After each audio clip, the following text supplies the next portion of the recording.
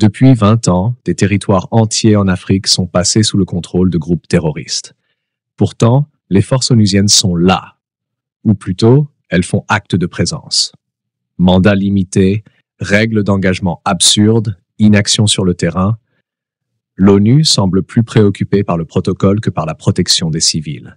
Et derrière les résolutions molles, des puissances occidentales jouent un double jeu. Elles parlent de paix, mais arment les conflits, soutiennent des régimes, manipulent l'issue des guerres. La sécurité est d'abord une question de souveraineté, et l'Afrique ne peut plus déléguer sa survie. En 2026, un tournant s'opère. Les chefs d'État adoptent une doctrine claire, souveraineté solidaire et riposte intégrée, SSRI. Une agression contre un État africain est une agression contre tous. L'Afrique déclare qu'elle reprendra le contrôle de sa sécurité par elle-même, pour elle-même. Ainsi naît KIFARU, la force africaine de défense offensive. 100 000 soldats aguerris, formés au combat moderne, capables d'intervenir en moins de 72 heures. Articulés autour de 8 brigades régionales et 4 unités stratégiques, drones, cyberdéfense, renseignements, forces spéciales, KIFARU est pensé comme une lame africaine. Précise, rapide, implacable. Pour chaque zone rouge, une réponse adaptée. Pour chaque reconquête, une remise à l'état consolidée par une force civilo-technique.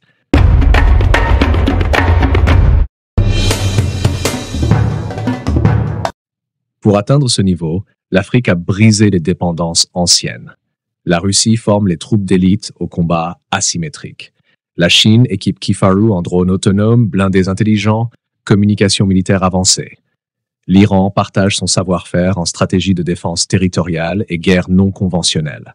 Ces alliances sont techniques, directes, sans arrière-pensée impériale. L'Afrique coopère, mais ne se soumet plus.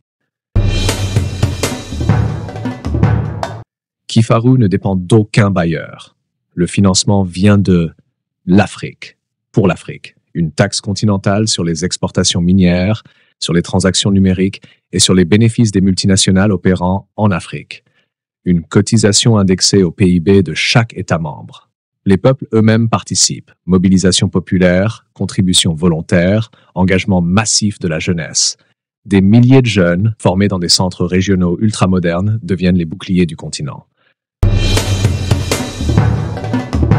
En 3 ans, KIFARU marque les esprits. Des poches terroristes neutralisées au Sahel, au Nord Kivu, dans le Liptako-Gourma, des zones stabilisées et rendues aux populations, des infrastructures sociales reconstruites sous escorte, et surtout, une nouvelle fierté africaine qui renaît. L'Afrique n'attend plus d'autorisation pour se défendre. Elle agit, elle protège.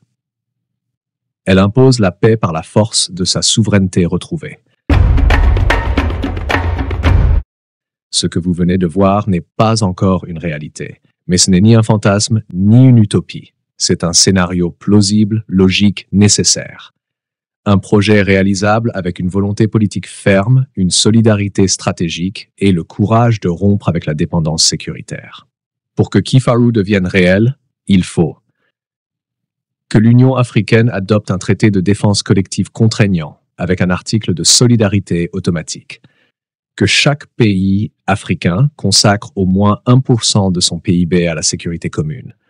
Que les pôles régionaux soient dotés de bases permanentes et partagées avec mutualisation des moyens. Que les jeunes soient formés dans une armée continentale avec un commandement unifié et un encadrement de haut niveau. Que l'Afrique ose choisir ses partenaires selon ses intérêts, non selon les injonctions diplomatiques extérieures. Car la vraie indépendance ne se proclame pas, elle se défend. KIFARU est plus qu'un concept, c'est une réponse, c'est une trajectoire. L'Afrique n'a plus le luxe de l'attentisme, elle n'a plus le droit de douter. Il est temps de se lever et de défendre enfin notre terre.